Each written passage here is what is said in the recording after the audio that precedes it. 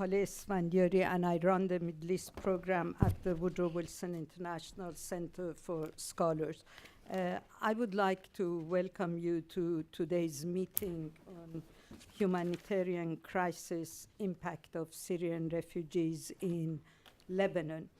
The Woodrow Wilson International Center for Scholars was established in 1968. It's a nonpartisan center which aims to unite the world of ideas with the world of policy by supporting preeminent scholarship and linking that scholarship to issues of concern to officials in Washington.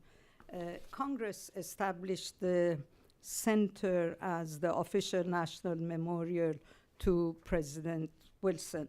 The Middle East program began in 1998. In addition to spotlighting the day-to-day issues, it continues to concentrate on long-term regional developments and their impact on political and social structures, economic development, and relations with the United States and with in the region.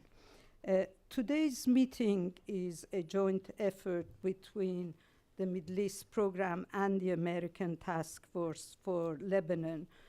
I would like to thank George Cody and the Kimi from the task force from Lebanon for their help in putting together this meeting, and our colleague and senior scholar Amal Modallali, who always is ready to help whenever we do something on Lebanon.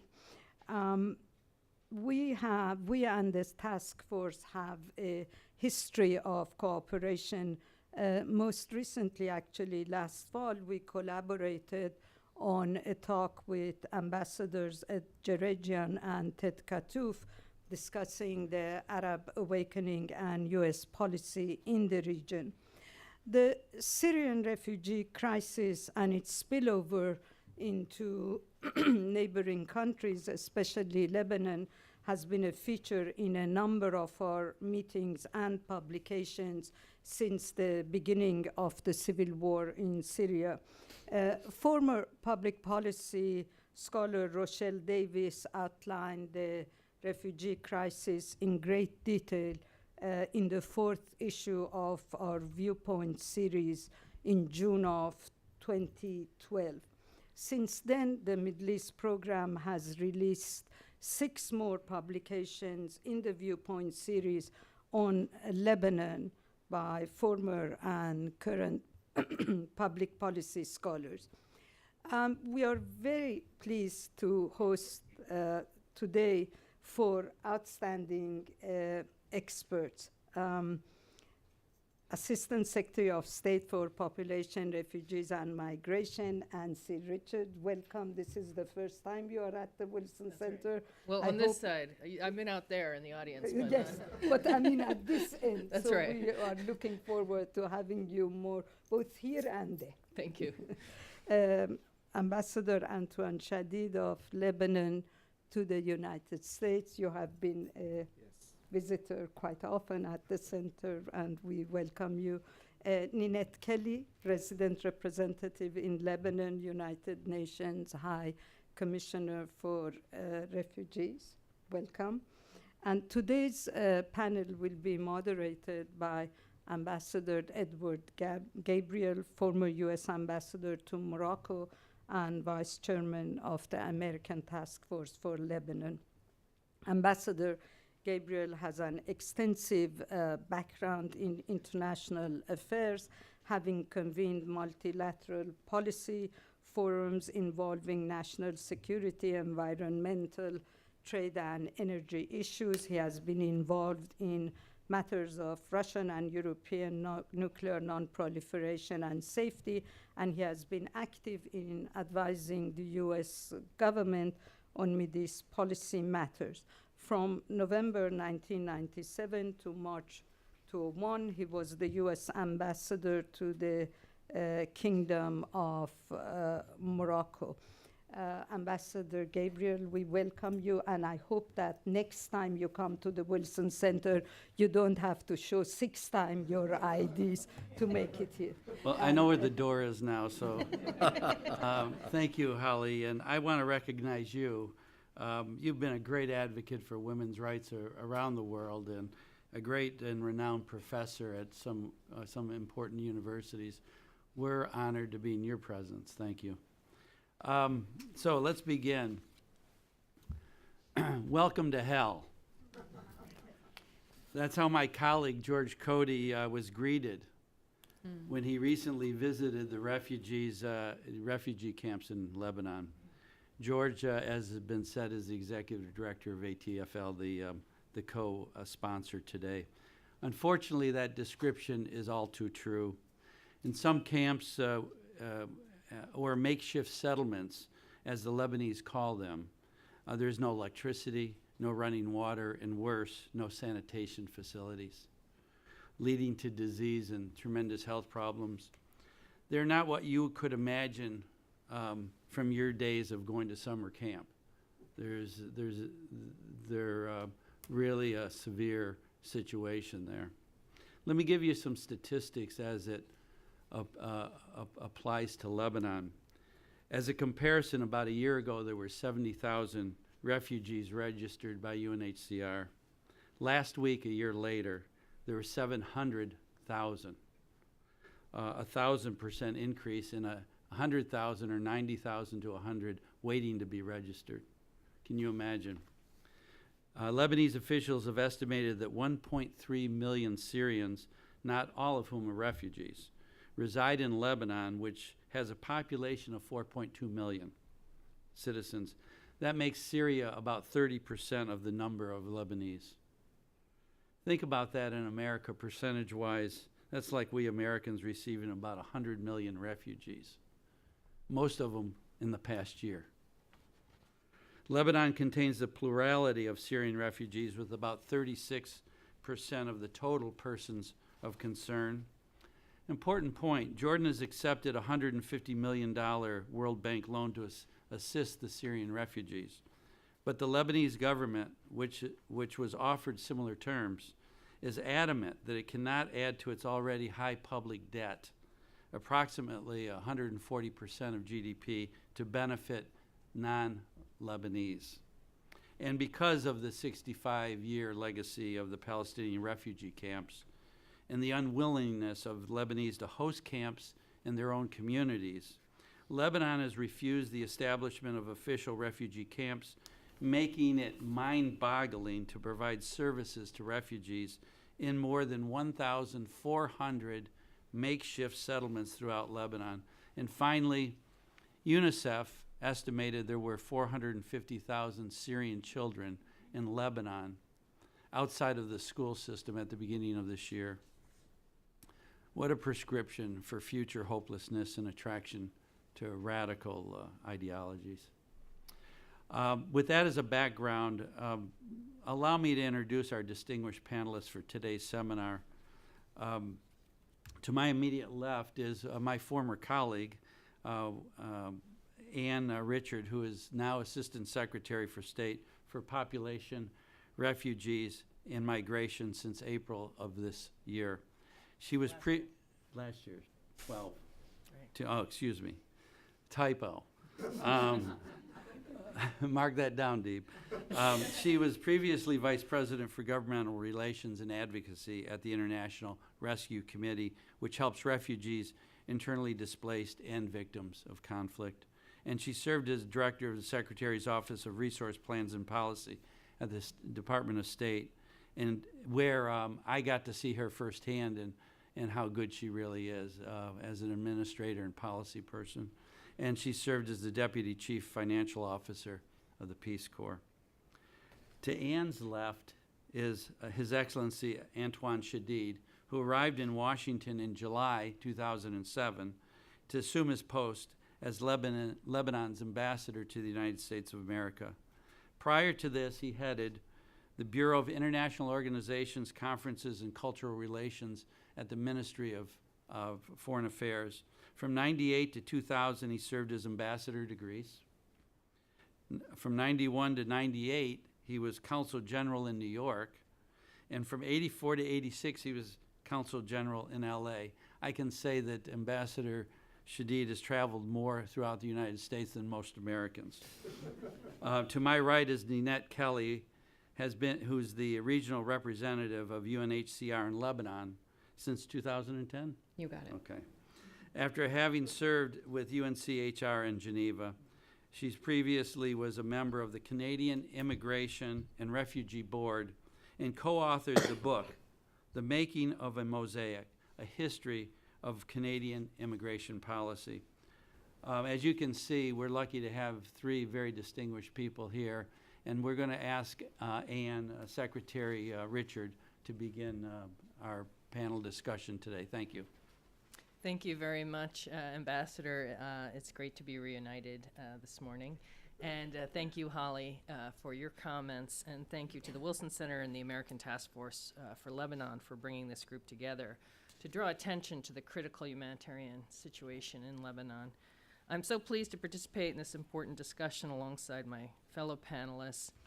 Ninette Kelly and I have met several times over the course of the crisis to discuss the humanitarian situation, the international response. And she's not just an expert in relief aid, she's an innovator in relief aid to a largely urban refugee population, and she's an influential thinker. The piece she wrote on the crisis for the New York Times has helped educate a lot of Americans about the crisis. And then, of course, the ambassador is an expert not just on Lebanon, but on the ways of Washington, D.C. and the U.S. government, so I've learned a lot from him about my own government. And so I'm delighted to be with both of them today. So before speaking about Lebanon, I'd like to just first say a word about Syria and about the unimaginable devastation taking place inside Syria. It's a terrible tragedy that is unfolding right next door from Lebanon. And from my visits to the region, I know that Damascus is a very short drive from Beirut. The conflict has killed over 100,000 women, children, and men. And how do people die? I mean, you can imagine that when there is a violent conflict raging, that people would get caught in the crossfire of battle as bullets whiz by. But there's also indiscriminate bombings, and this is really a horrible attack by the Assad regime on its own people. And then there are the deliberate acts of murder, executions, rape, torture of civilians by combatants on all sides. Also tragic is that many deaths that are preventable during peacetime, especially in a country that had a developed medical network like Syria, we're seeing deaths from no access to food, or no access to clean water, or no access to basic medical care. Part of this is because there's been a deliberate targeting of medical facilities, of doctors, of hospitals. This is a grotesque violation of international humanitarian law. And it's something that the world is speaking out against, but has yet to had an effect. We also see just general blocking of aid agencies by the regime from as aid agencies struggle to get aid from Damascus out. And what I mean by this is bureaucratic hurdles, failure to approve visas, a lot of checkpoints as aid convoys travel across Syria. First checkpoints by the regime and then checkpoints by opposition forces, and other obstacles to keep aid from reaching the people who are desperate for help. More than half of Syria's children no longer attend school, and this is why several UN leaders have come together to describe their fear that there will be a lost generation of Syrian children. Children that have witnessed horrors, been traumatized, displaced, and orphaned. 1/3 of the population is in need of humanitarian aid. So this very grim picture that I've just sketched out for you helps to explain why 5 million Syrians have been uprooted from their homes and forced to flee to safer areas inside their own country, many of them multiple times, fleeing the violence. This is also why over 2.2 million Syrians have made the difficult choice to leave behind everything and cross borders to seek safety in Lebanon, Jordan, Turkey, Iraq, and Egypt, and some further afield. For most refugees, return to Syria right now is not an option. It's becoming more difficult to envision that return over the short term. You know, a year ago summer, had the war come to a quick end in one way or another, I think the refugees would have gone home. But in the intervening period, there has been so much devastation inside Syria, you know, as homes have been destroyed, workplaces destroyed, like I said, hospitals destroyed. There's not a lot for people to go back to right now. And so their displacement cannot soon be over, even if there is some sort of decisive turn in the fighting. This means that the international community must find ways to help the Syrian people and the generous host communities, while the hard work of seeking a peaceful political solution to the crisis continues. And my colleagues will be able to tell you more about what is happening inside Lebanon. I have visited Beirut twice as part of 5 trips to the region in the last 1.5 years. I've met with senior Lebanese ministers, and I've also met with Lebanese leaders at the UN General Assembly in New York last year and this year, and at the Kuwait Pledging Conference last January. I've also met with Annette and other colleagues from UN agencies and non-governmental organizations. So I would like to quickly make 3 main points about U.S. government aid to Lebanon. The first is that the U.S. government recognizes that Lebanon is doing the right thing, but in doing so has taken on a very great task. There is no doubt that Lebanon bears the brunt of this burden, hosting over 800,000 refugees from Syria in over 1,400 communities. UN High Commissioner for Refugees Guterres has stated there is now not a single village or town in Lebanon that has not been affected by the presence of refugees from Syria. The numbers are overwhelming, but are even more striking when put into perspective. As the ambassador was saying, if the equivalent of this kind of an influx into the U.S. would be like twice the population of Canada moving south. Lebanon has paid a heavy price for its generosity. A recent World Bank study reported that since the beginning of the Syria crisis, an additional 170,000 Lebanese have been pushed into poverty. The government of Lebanon has opened up its hospitals and clinics to Syrian refugees in need of health care. Likewise, it has allowed refugee children to enroll in its already overcrowded schools. Most importantly, Lebanon has done what we've asked and kept its borders open to those fleeing the conflict in Syria. Lebanon's steadfast commitment to the international humanitarian principle of protection serves as an example to the region. Because the Lebanese have done so much, I firmly believe that the international community must be there to support Lebanon through this challenging time. So, my second point is that the U.S. government is committed to helping Lebanon. We have provided over $254 million in humanitarian assistance to organizations in Lebanon. This money is funneled through reputable and well-run multilateral aid organizations like UNHCR, and is going to relief efforts to deliver food, shelter, medical care, clean water, education, support, trauma counseling, and warm clothes and blankets. As is normal in any refugee response, aid is not just going to the refugees in need, but a portion of the aid also goes to those communities, those Lebanese communities, that are hosting refugees that also need a helping hand. So just a little more detail on this, and like I say, Nanette is the expert. We're funding, through these partners, basic renovations for Lebanese families who have welcomed Syrians into their homes and need support to fix their kitchens, bathrooms, living spaces to accommodate their guests, after-school activities, new playground equipment for Lebanese and refugee children so that they have safe spaces to play, learn from each other, and essentially have their childhood returned back to them. We also fund projects to improve water and sanitation in local communities so that everyone, Lebanese and refugees alike, can access clean water and live in a healthier environment. And U.S. support is training teachers, putting books and supplies in school, and expanding classrooms to support additional students.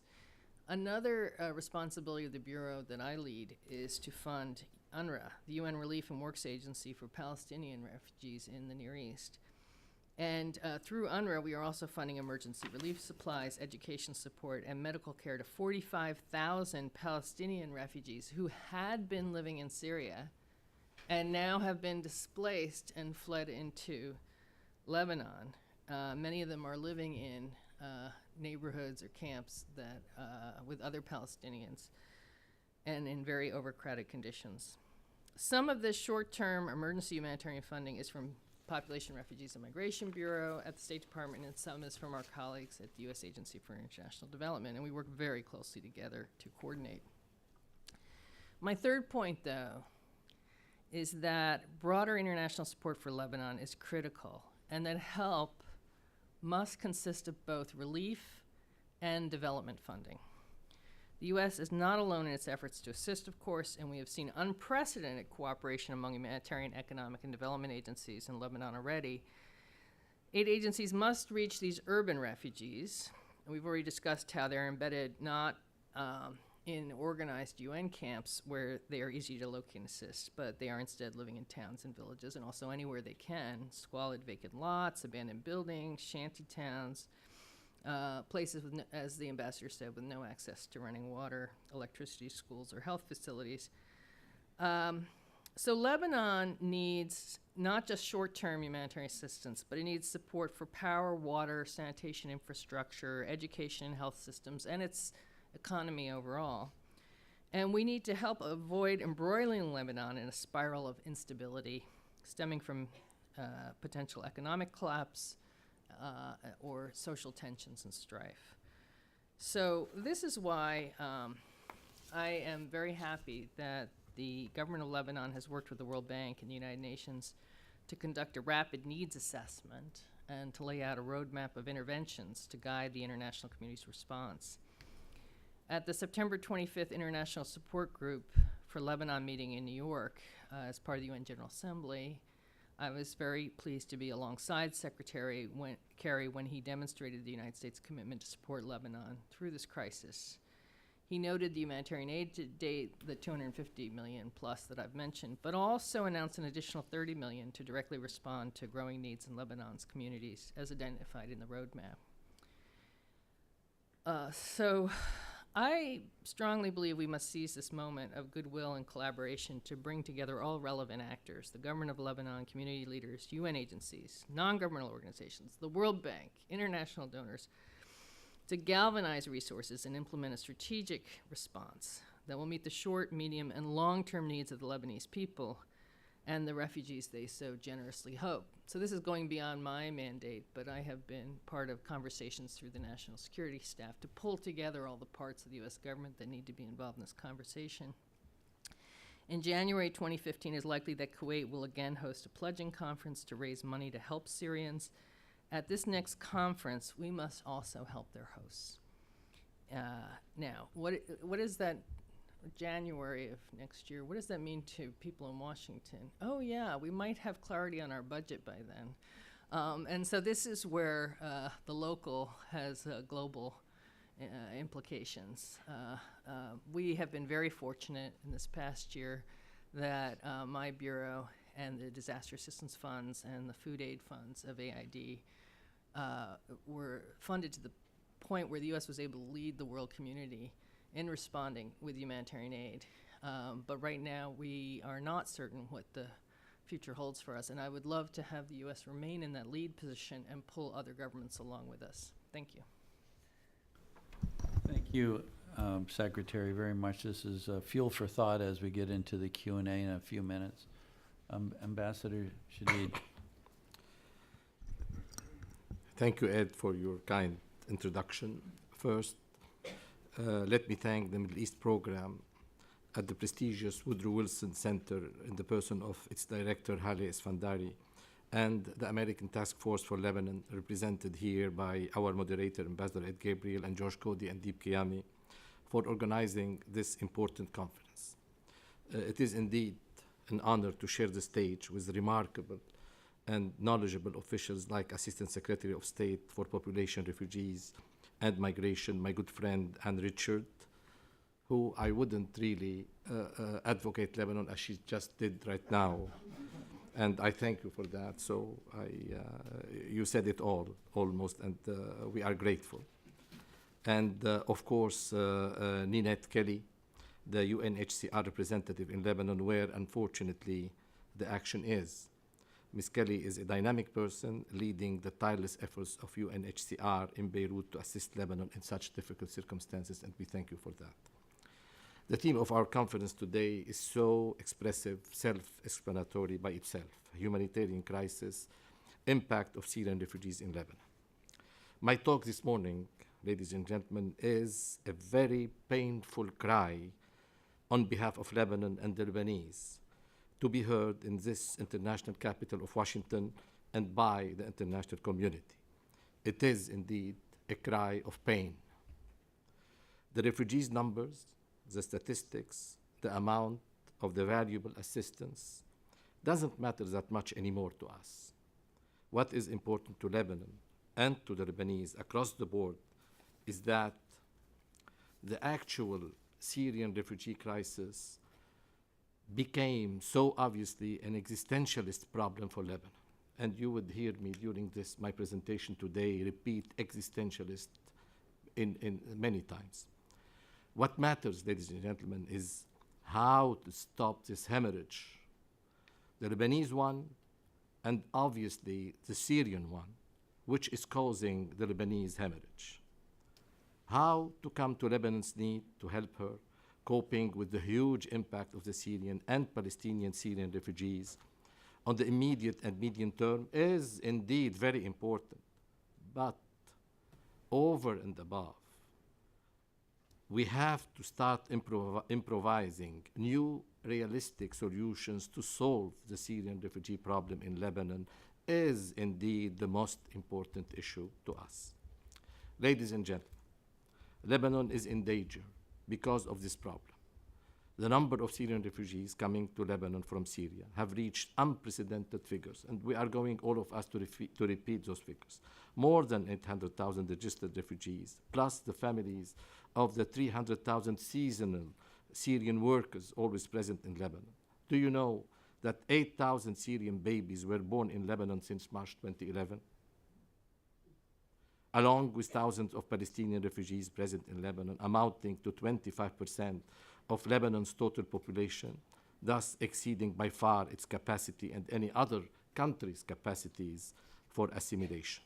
One morning, the registered number of the refugees was 763,000.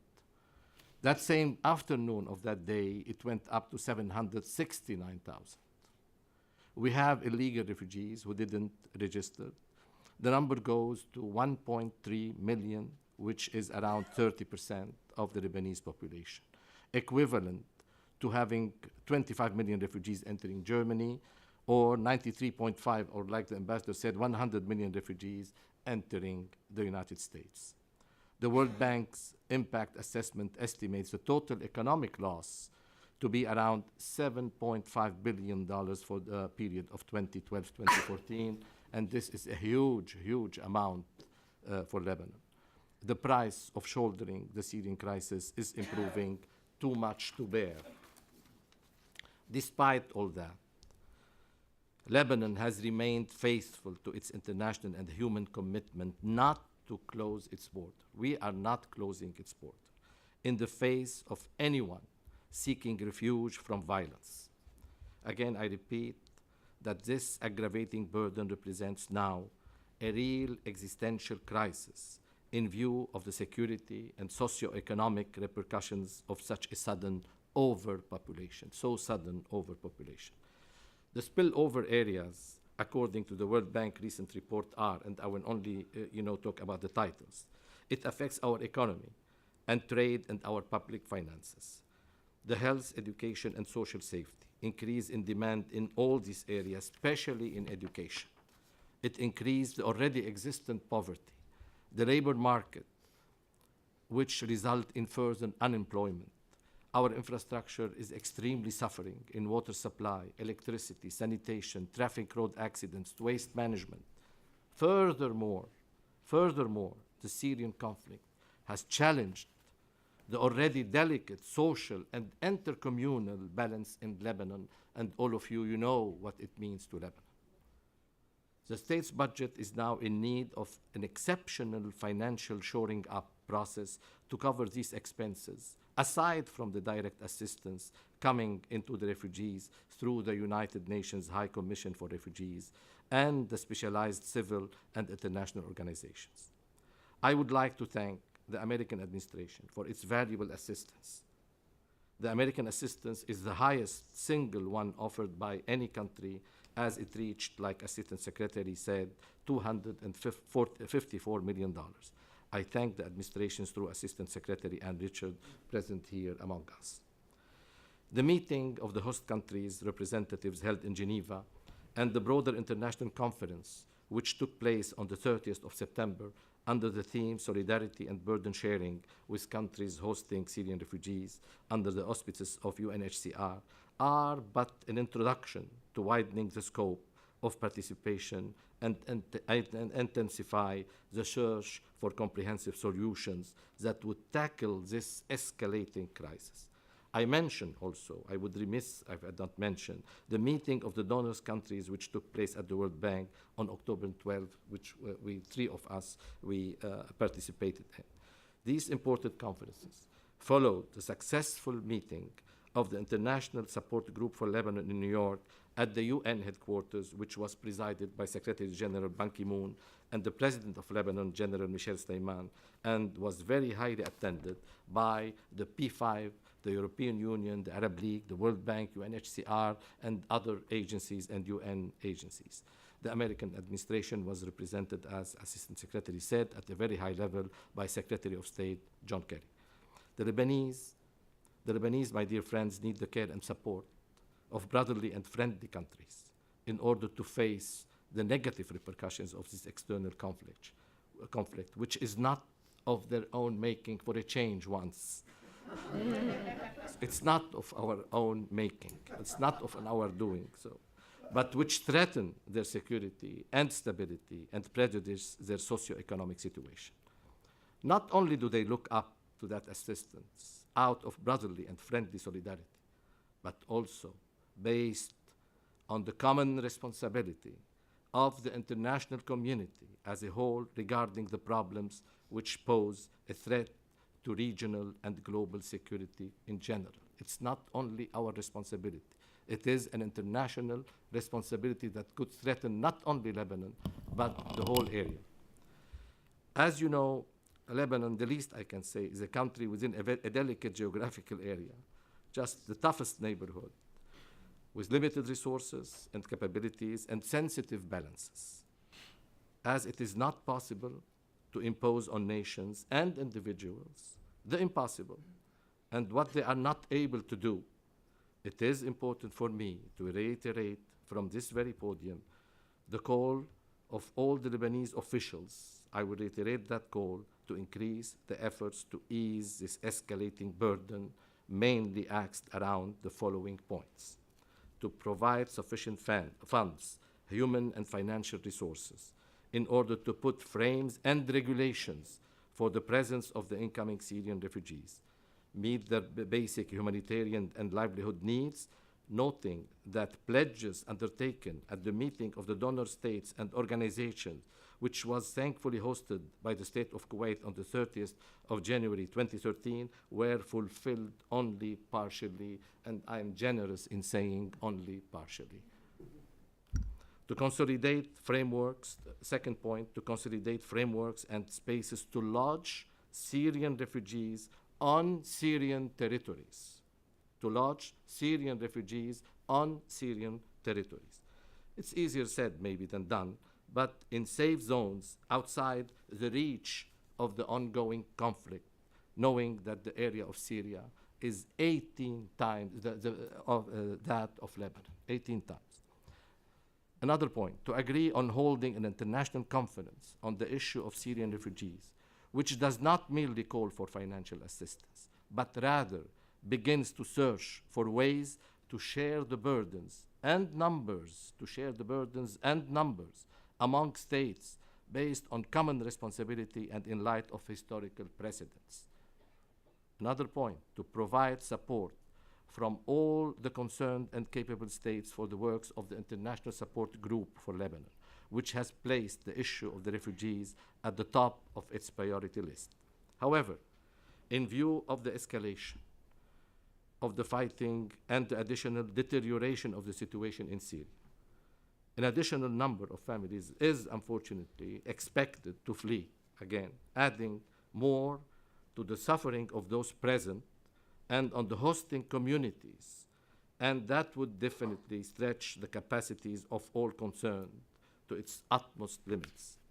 It is important to note that the displaced families are hosted in Lebanon in communities. We refuse to establish camps, and later on I will explain it. So are hosted in communities that are structurally disadvantaged, underdeveloped, and suffer extreme poverty.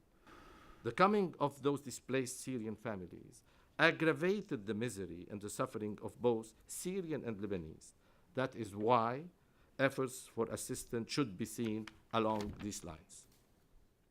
The influx of displaced Syrian families, which was thought to be of short stay at first, was reflected on the Lebanese social fabric.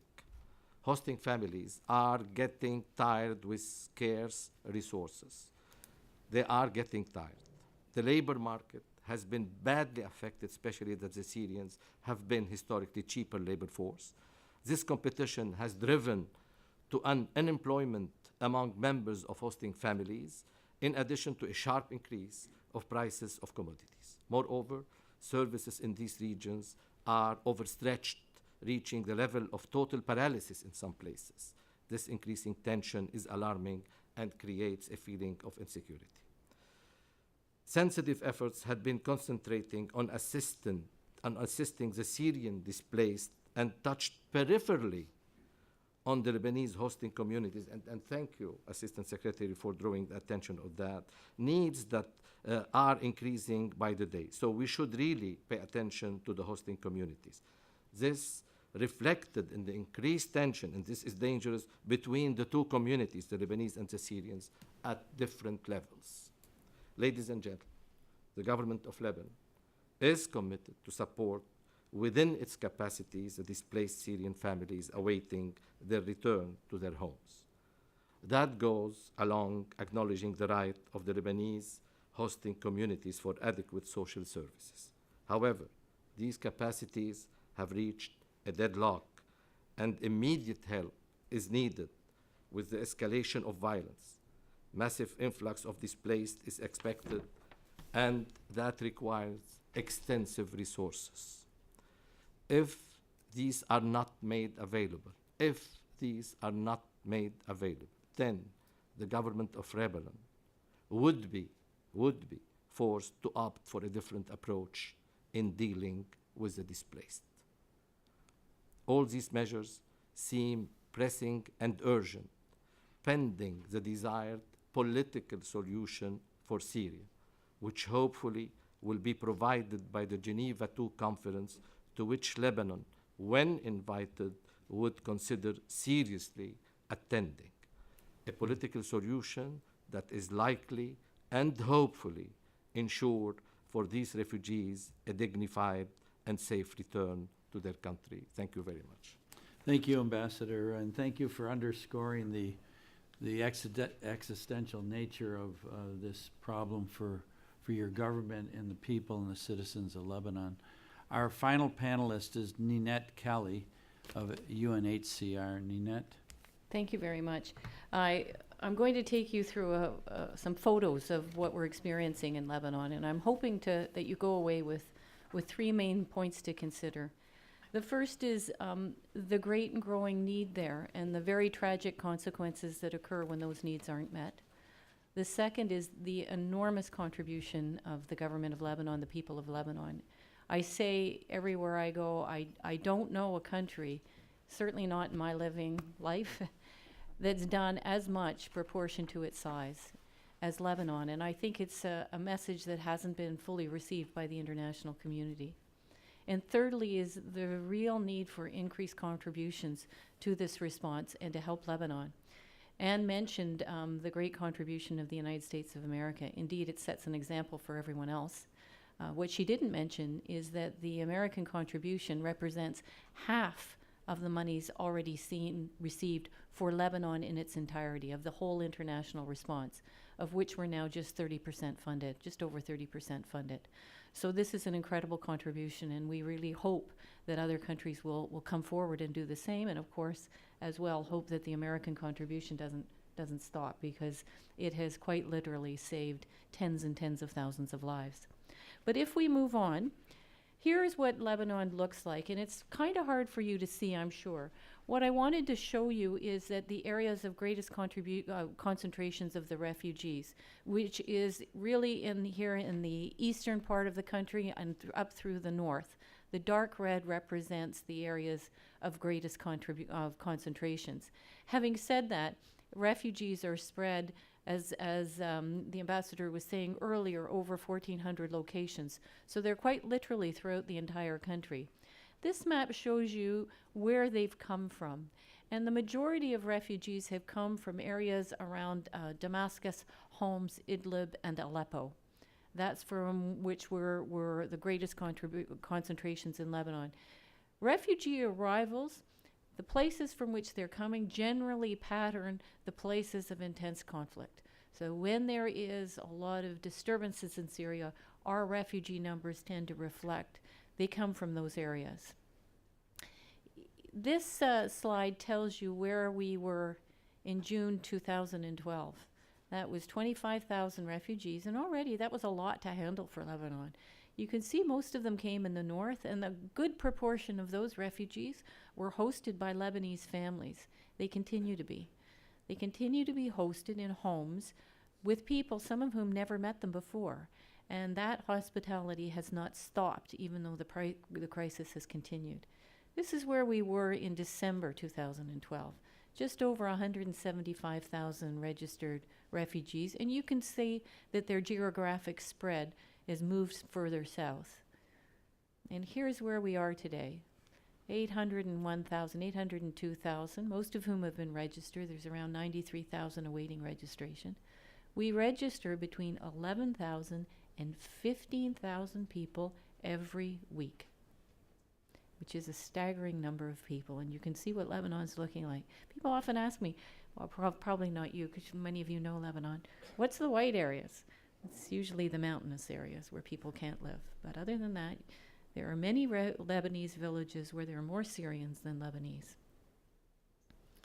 And we expect by December, given the pace of our arrivals, that we will be up to 1 million Syrian refugees, and this is what the country will look like. Now, to put it in perspective, the blue is Lebanon, the red is Maryland. That's how big Lebanon is. So they have 4.4 million people, now 800,000 Syrian refugees, 280,000 Palestinian refugees prior to the conflict, added to that another 49,000 Palestinians who've come from Syria. That's a little country. If you look at it in the state of the United States, there you go. I think this is a very telling display of what kind of pressure Lebanon is under. And I ask you, if your neighborhood, if your state had received 1 million refugees in 18 months, what would be your reaction? And then I ask you to think about, have you heard about what the Lebanese reaction is? Probably not, because it's been genuinely one of welcome and accommodation.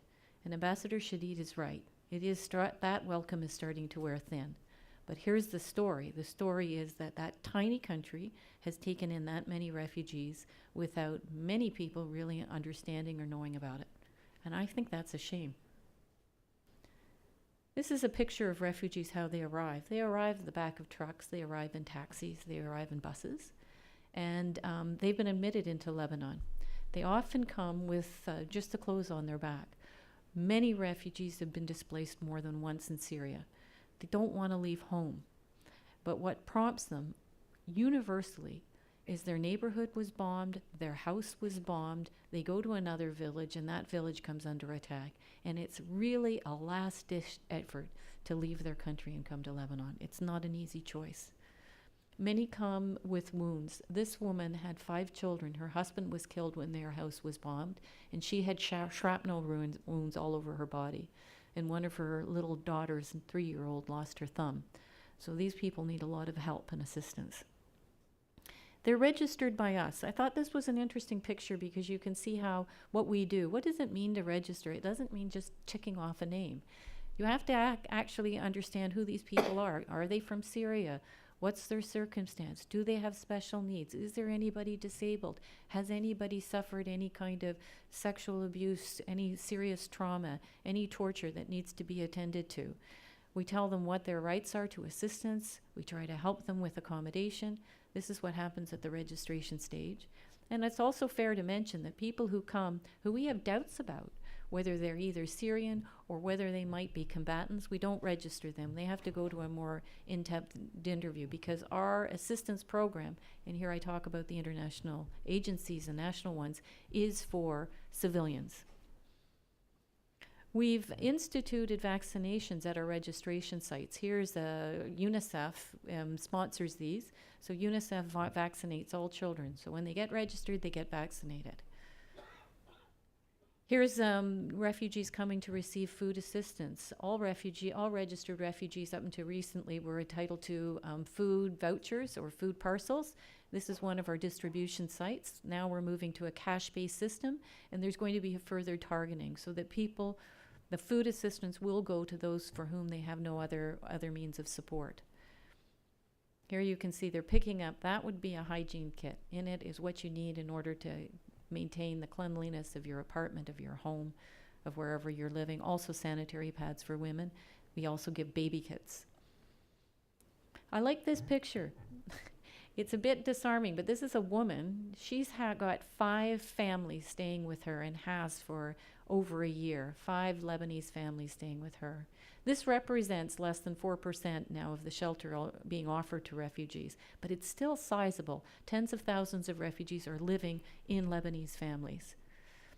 I like this picture very much. This was an unused university. And you can see the top 2 floors. Those were areas, that's what it looked like before we started to do a shelter intervention, because hundreds and hundreds of families were living in that unfinished building. You can see it had no walls. There's massive number of children. It had no walls, it had no bathrooms, no running water. Now that's home to almost 1,000 refugees, and it looks pretty nasty. It's not a place where I would like to live, or I think where you would like to live, but at least it's got now water and sanitation facilities, and it's sealed off against the elements for winter. These corridors to the right are where they house families. So one family would be in a room which would be a quarter of the size of this room, and a family could be a family of up to 8.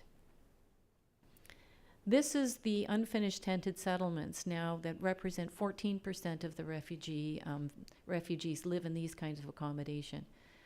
To say 14% also kind of hides something, because many others are living in garages, animal sheds, unfinished buildings that are also very, very bleak. But this is an example. Think now what this will look like during the rain or during the snow. And what we've tried to do is to try to make shelter interventions where we can seal off these makeshift tents and provide adequate sanitation facilities so that people are safe and warm throughout the winter months. Here's an example of some renovations to the shelters which we have done to seal them off. But this is a relatively small site. But it's peppered throughout Lebanon. There would be over 450 sites throughout the country and growing. As people are unable to pay the rent for their apartments and they're being evicted, then they're setting up tented accommodation. Around 75% of all refugees are renting. Some are renting apartments. Usually they share those with 3 families could be sharing a single room apartment. We do a lot of water and sanitation. Again, when I say we, I'm talking about the UN and the NGOs and international and national ones. I like this picture very much because you see a little stream running through it. This stream is going to flood in the wintertime. And when it floods over, all that earth will become mud, and all the water will seep into these tents. We know there are 40,000 people that are living in flood-prone areas that we need to move to safe ground. And we're having difficulty finding the safe ground in which to move them to, and the necessary coordination we need from the government in order to do so. This is an incredibly accurate and sad picture. This is a little kid, because there's many kids who are without schooling. And you can see she's just making her way across a refuse pit. The amount of garbage now, with this influx of a million refugees, it's putting incredible pressures on local sanitation services. So now we're really trying to invest in very large-scale projects to improve water and sanitation and the processing of garbage. This is a well that's being dug, and here's a latrine that we're putting up. Again, just more of the pictures of the accommodation. This is health. This old gentleman is being assisted. Health is another area that's absolutely brings a lot of sadness, because our funds are so stretched. What we're doing is prioritizing primary health care, visits to doctors, the prevention of communicable diseases, addressing healthcare concerns when they arise so that more serious conditions don't follow. And we're doing it in a way that also provides benefits to the Lebanese healthcare system. So hiring doctors, improving local dispensaries, and that sort of thing. But there's lots of healthcare we just can't afford. We pay for emergency life-saving interventions, but all sorts of operations for reconstructive surgery, forget it, that won't happen. We just can't afford it. So here's a gentleman, he's been assisted in terms of an amputation of his leg. We may be able to get him a prosthetic, but we may not be able to, depending on what kind of further therapy that he needs. It may be beyond our ability to help. This picture is a picture, I've got to tell you, this is a picture of hope, even though great sadness. This little fellow had massive burns all over his face from Syria. And so we were able to assist him to get the necessary operations he needed in order to save his life and save his face. But the sad part of this picture is the reconstructive surgery necessary to make sure this little boy's face doesn't look like this when he gets older is beyond our means, which is why I'm showing it. So it's got both stories there. Education is probably one of the areas where the statistics are so startling. Right now, we have 280,000 Syrian school-age children in Lebanon. Last year, there were some 300,000 Lebanese students enrolled in Lebanese public schools. So already we're exceeding the number, we're reaching a point where we're exceeding the number of Lebanese that were in public schools last year. And the Ministry of Education, right off the bat, was very generous and said, we will let Syrian children into Lebanese schools, and they did. But it's a capacity issue. They've said this year, we can let 30,000 into the regular classrooms, and if you can find money to support a second shift, we can host up to another 70,000. That's just physically what the Lebanese school structure is going to be able to do. And even if we meet that great challenge, provided money comes in, that means that we'll be able to provide an education solution to 100,000 Syrian refugee children. And yet there'll still be 200,000 school-age Syrian kids that won't have that option. And so we need to work very hard at some informal ideas as to how to get education to kids. Here's one. This is a community shelter, collective shelter, where these women we've given education assistance, and there is an educator in the shelter who's providing them with education. I like this picture very much. This is an accelerated learning class. This is where we'd get Syrian children who've been out of school for 2 years, and we try to really reinforce their skill set so they'll be able to insert into the Lebanese system.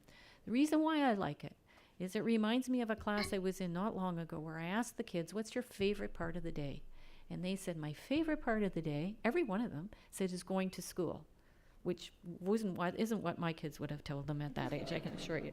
And then I said, well, what's the worst part of the day? And one little guy, he put up his hand really quickly and he says, it's going to bed at night because of my bad dreams. And this is a guy who had extreme trauma in Syria. This is the other sad aspect of children who aren't in school. There's lots of child labor. This little boy is working at a fish cleaning plant. They work in potato fields. They work at plastic factories. They work all over. And the opportunities for exploitation is very, very high. It's why we need to really prioritize education. Now, Ambassador Shadid talked about the need for community support projects, as did Ann Richard. This is the key. We have to invest a lot more in Lebanon. We have to invest a lot more in the communities that are shouldering the burden. And without that, you heard Ambassador Shadid, this welcome that is being offered to Syrian refugees will not be able to hold. The Lebanese community feels very, very isolated and rather let down by the international community, because they are doing a lot and so little has come forward. So now we're working with the World Bank, with UN Development, the UNDP Development Program, to try to ensure that we get massive projects into Lebanon to increase the health system, improve the health system, to improve the education systems in ways that will deliver benefits to Lebanese, to help with water, to help with sanitation. And some good news is on the horizon, I must say, on this. If I look at UNHCR's funding, in 2012 we spent less than $200,000 in community projects and support to ministries. In 2013 we'll spend up to $15 million, and for 2014 we already have indications of funding at a level of $80 million. So this is important. But without this hospitality that we've been able to see will just not be able to stand. I'm going to leave you with Aya. She's a little girl who all her family was educated from Syria. Her parents couldn't afford to send her to school. She lived in this community. She wants to be a doctor. She looks after her disabled children.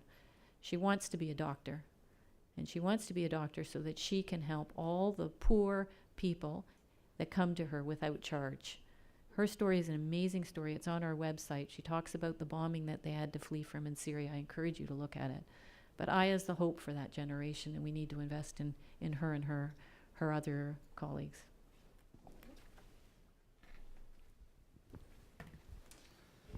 Thank you, Ninette. Wow, what a way to summarize the panelists' views. Thank you very much. We're going to open up now for some Q&A.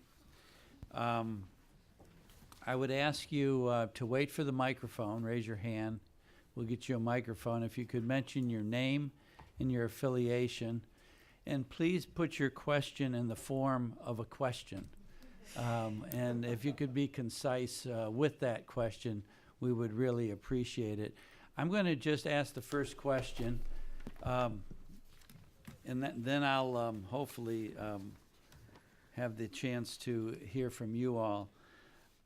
You know, just listening to each of you talk about the various things that are going on and the great contribution the United States has made, and perhaps the lack of other countries in stepping up to the plate.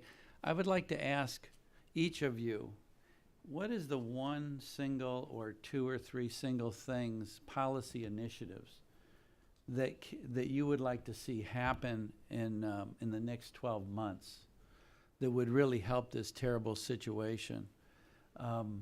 Either U.S. policy initiative or U.S.-led policy initiative. I'd like to ask each of you if you could just isolate one or two things that are most important that you would like to see achieved. Start with the ambassador. We would like to see the political solution coming to Syria, whether it is a U.S. policy or international policy, a U.S.-Russian communication to lead that, because, as I said, we have to stop this hemorrhage, which is affecting my country. So that's the first political initiative that we would like to see and to happen. The second one, pertaining to our subject today, which is the refugees, is for the international community to continue, as Ninette said, and of course as Anne said, to continue helping. Otherwise, this hospitality has to come to an end. So to come to an end, not because we do not want to receive those people, and it was so touching Ninette, what you just showed us now. But it is because we cannot anymore. That is a question of capacity. It's not a question of policy, or it's not a question of whatever. So that's the two things that we would like, of course, any policy to be built and to, yeah. Ambassador, who can continue helping? I mean, the U.S. is giving half the aid, it sounds like. The U.S. is doing great, and we encourage them to continue doing that. And actually, after this, our conference today, we are going, Ninette and myself, to Capitol Hill to also to meet with some important Congress people to convince them to continue the aid. To continue the American aid. But the international community, all the international community, I don't want to go into details and point fingers to countries that didn't honor their pledges so far. Hoping you would, but... No, I will not. I will not, but of course, all the neighboring countries, all the regional countries, all the international countries, they should really honor their pledges. Thank you, Thank you. Ambassador. Secretary? Yeah, I think at the start I should also echo the need for some sort of political settlement of the conflict inside Syria would be potentially the fastest route to peace. But I'm well aware of how hard that is, and I'm very supportive of my secretary who's trying to accomplish that. From the humanitarian perspective, there are some things that could make a difference, and one of it is better access to people in need inside Syria. The other piece is more support to these host countries, neighboring countries. So in terms of better access, there was this recent presidential statement coming out of the UN Security Council that is less than a resolution that has been voted on, but the strongest statement so far that they have all agreed to in terms of what's needed to be done to get aid to people, to stop targeting medical facilities, to allow convoys through, to stop harassing aid agencies. And so that document is a very important roadmap for what needs to be done, and it's not yet being implemented. So that's where some of the work has to come from. In terms of providing aid, we would like to see more donors come to the table. And the donors to date have been the traditional aid donors who year in and year out, no matter what the crisis, do a lot. So in addition to the United States, it's Canada, Western Europe, Japan, Korea, Australia, New Zealand. And so what we would like to see is more from the Gulf states and more from perhaps some of the other P5 members, China, Russia. The one country that has sort of changed the way it provides aid is Kuwait, and I really can't say enough good things about the Kuwaiti contribution, because they not only held and hosted the pledging conference last January, they made a $300 million pledge. They followed through on their commitment and funded that pledge. And then they also did it through these UN and other leading international organizations. And so that is exactly the type of good donorship that the U.S. has asked other countries to do. And I'd like to see more countries do that. Thank you. Ninette? Yeah, no, I mean, I think I just will probably reiterate, but we're treating a hemorrhage with Band-Aids, and all the money in the world will not change that unless there's a solution to Syria. And the more that's got to be the key message. And the more that we show, I think, the great devastation and tragedy within Syria, and as well as in other countries, hopefully that message will resonate with those who can make a difference.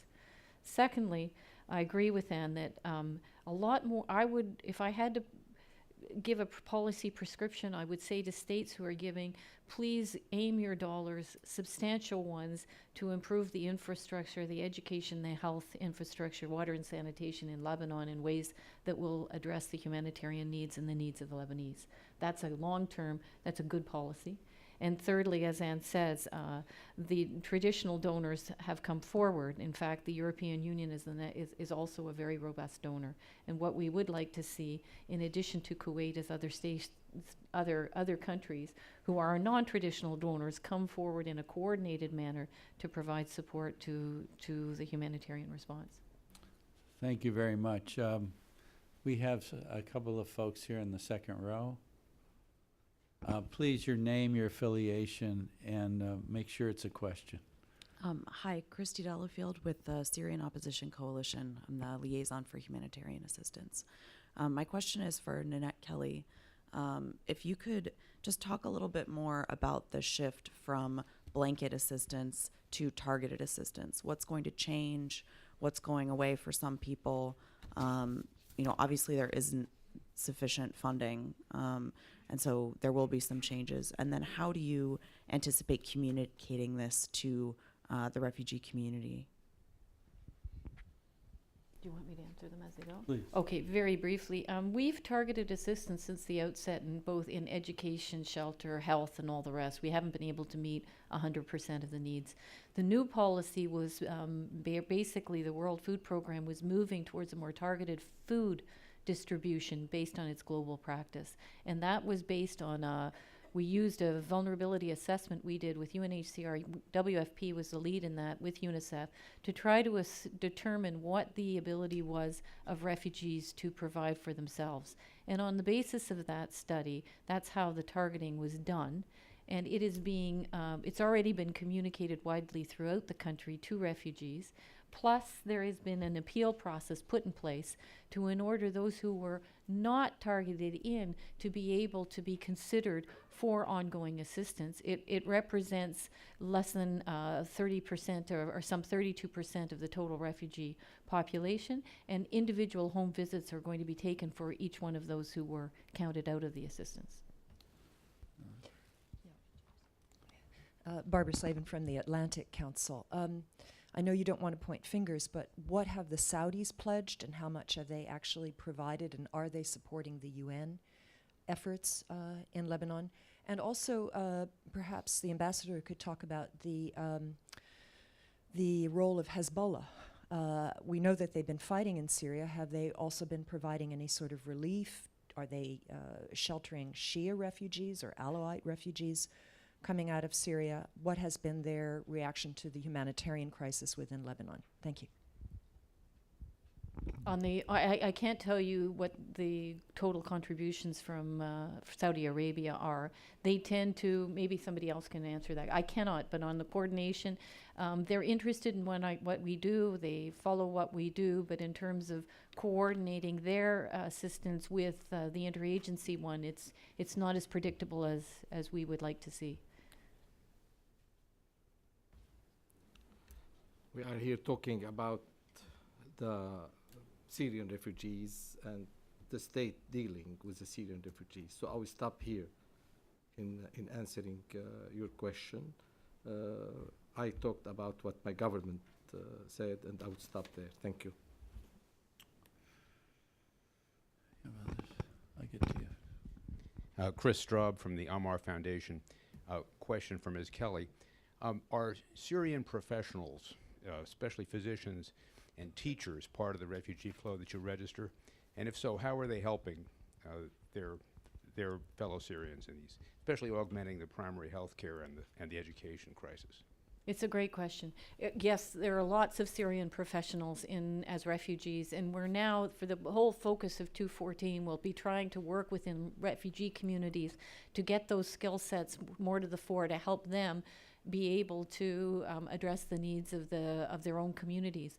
Now, one of the issues with the physicians is that under Lebanese law, Syrian physicians are not allowed to practice medicine in Lebanon. So what we'll need to do is work with the Ministry of Health to see how we can create arrangements whereby this good skill set that is being injected into Lebanon can be used in a way that doesn't provide any kind of threat to the established Lebanese medical profession, and also falls within Lebanese standards. So that's something that we're going to work on in 214. My name is Amal Mudallali. I'm with the Wilson Center here, but I'm also with Mr. Hariri. I have a question for Ms. Kelly. It's related to Barbara's question. Could you please tell us about the refugees in the South? What's their situation in the South?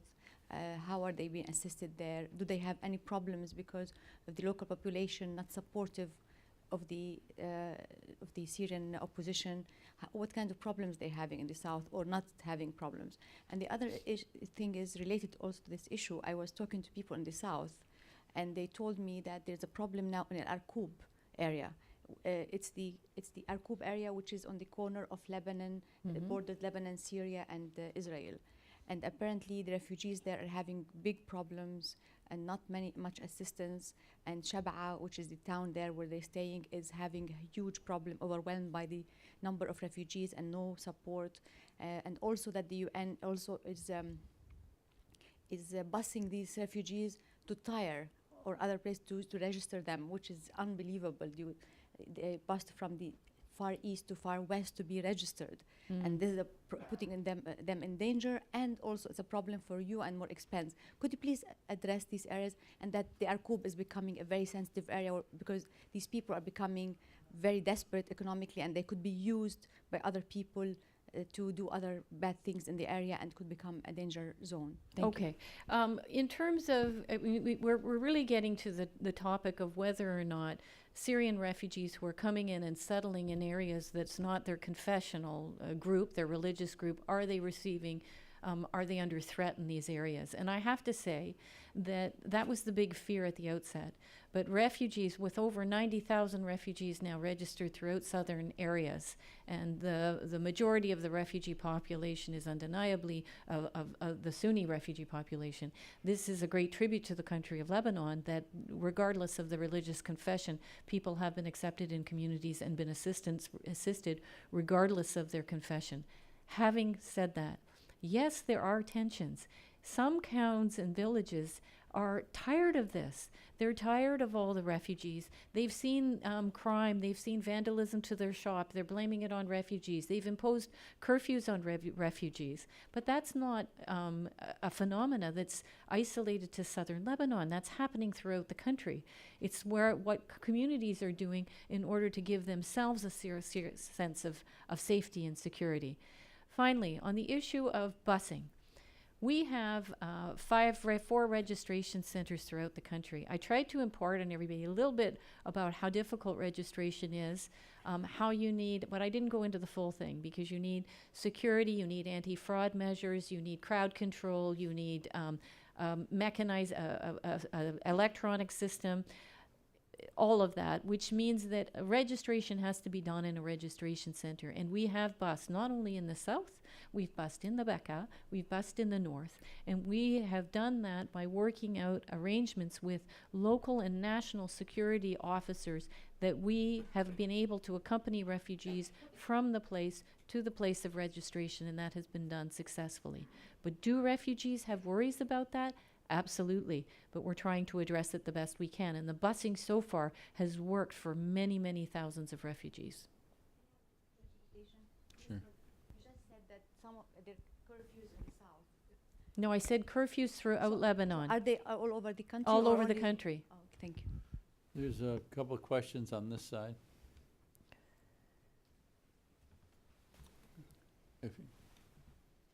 My name is Sahar Chaudhry. I'm with the U.S. Commission on International Religious Freedom. My question is for Secretary Richard. You've noted that many Syrians wanted to go back to Syria originally, but now there's not much to go back to.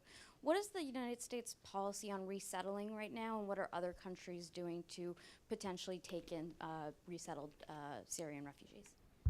Well, as many of you know, the United States is the top country working with the UN High Commissioner for Refugees, top destination country for refugees who are determined to be in need of resettlement, and in other words, to start their life over in a new country. And last year, last fiscal year, we aimed to bring in about 70,000 refugees from all over the world to the U.S., and we succeeded in bringing 99.9% of them. So it was quite an accomplishment, and sort of the best result of the last years. And so we have a system to resettle refugees that works, that's tremendously successful, and that we really believe in. So the introduction of Syrian populations into our existing system can completely be, accommodated. But the thing is, we're not going to bring 2 million people to the U.S. We're going to bring, as we do globally, a fraction of the refugees. I mean, our hope is still that Syrian refugees will eventually be able to go home. That will require a lot of reconstruction of their country and peace in order to carry that out. But for Americans, it's less controversial, the idea that some of the most vulnerable people, some of the ones who have been deeply traumatized and have special medical needs or special needs and may never, ever go home, perhaps the answer for them, the solution for them, is to start their life over in the U.S. So what we're looking at in the year ahead is potentially bringing some refugees. We're standing back and allowing the UNHCR, or endorsing the UNHCR, to bring some of those most in need to Europe first. And that's because a number of European countries have stepped forward and offered to take them. And so this is a very smart idea, is to take advantage of these extra offers. We'd love to see more countries do more in terms of resettling refugees. The other issue that starts to get a little tricky in Lebanon specific is I was asked by the Lebanese media if the U.S. only wanted Christians to be resettled in the U.S. And I was very clear that we don't select refugees based on religion. We bring refugees from all sorts of religious groups to the United States. And the next day in the local newspaper in Beirut, it said, U.S. doesn't want Christians.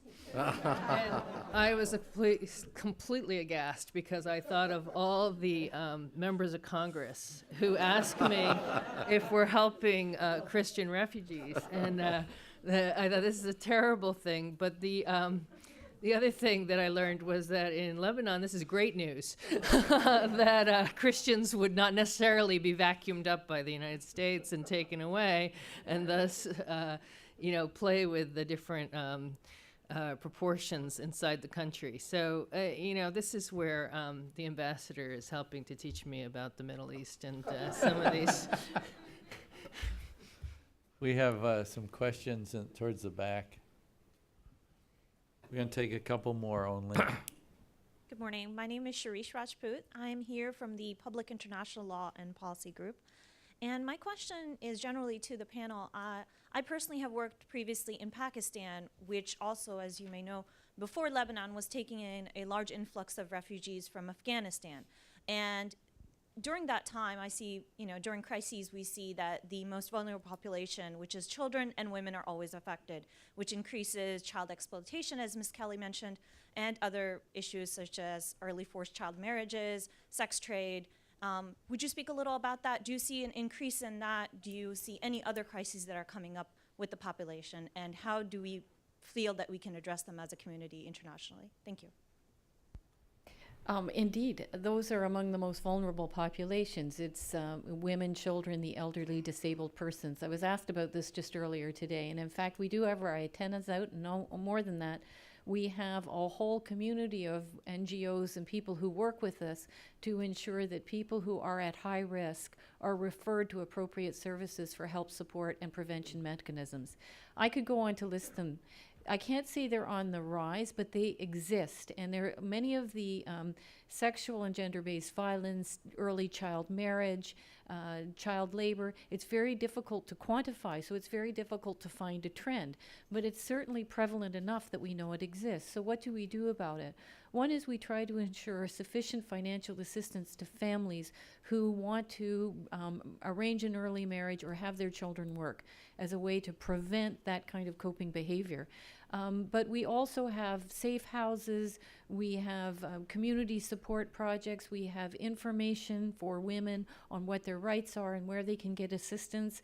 We try to have all our field offices and through our network of partners visit families to determine whether there are people within those families that have special needs who need assistance. Do we manage to identify and appropriately address 100%? Absolutely not, because it's a very difficult problem, but we're very sensitive to it, and the mechanisms that we're using to address these issues are being enriched as we go along. This person in the second row, I think, has been trying to get recognized. We'll take two more questions, this one and one final. Thank you. As I Dave Rabinowitz, I'm retired. As I understand it, refugees are people who are temporarily displaced until situation changes so they can return to where they came from. At the end of World War II, there were hundreds of thousands of people released from Nazi camps who were not refugees. They were considered displaced persons because there was no expectation of being able to return them to where they came from. Conditions had changed too much in the less than 5 years that they'd been gone. Now, in Lebanon, there are camps that have been around 65 years. There are people there waiting to return someplace they've never been, and in fact, in most cases, their parents have never been. Is it perhaps time to shut down those camps, let those people get on with their lives, and reallocate the resources to current refugees? You want to take, which one of Ian, you two want to I take think the that secretary, question? this is a big question for the United States government to handle. Well, first off, the definition of refugees is that people have crossed a border, and they've done it for one of several reasons, including they're fleeing persecution or the threat of death because of race, religion, political belief, national origin. The definition of internally displaced persons is they're within their own home country, and then they have fled from one place to another, but the responsibility for them really belongs to in the modern era, belongs to their own governments, which is why in Syria, the IDPs are under the international understanding should look to their own government for help, and they're not getting that. Now I know, I just wanted to make sure we have the definitions out, but then your question gets to the Palestinians. And right now, our Secretary of State is trying an effort to bring peace to the Middle East. Some have suggested that the Palestinians, because it's been several decades since they were dislocated, should no longer be considered refugees, and that's not U.S. policy right now.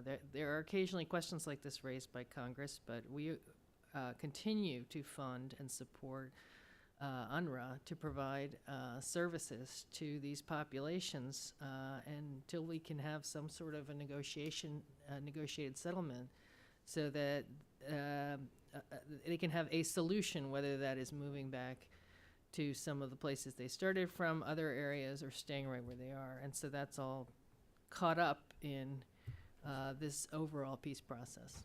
Ambassador, did you want to add? Yes, I agree with what the Assistant Secretary said, but if you are talking about the Palestinian camps in Lebanon, no, it's not possible to dismantle them and to let them go. Lebanon is for the right of return of those people to from where they came back. So they are still refugees, and they are still there. And we are, of course, bearing this burden, but they are refugees, and they fit into the definition of refugees internationally known. Thank you. Thank you. Last question we're going to give to George Cody.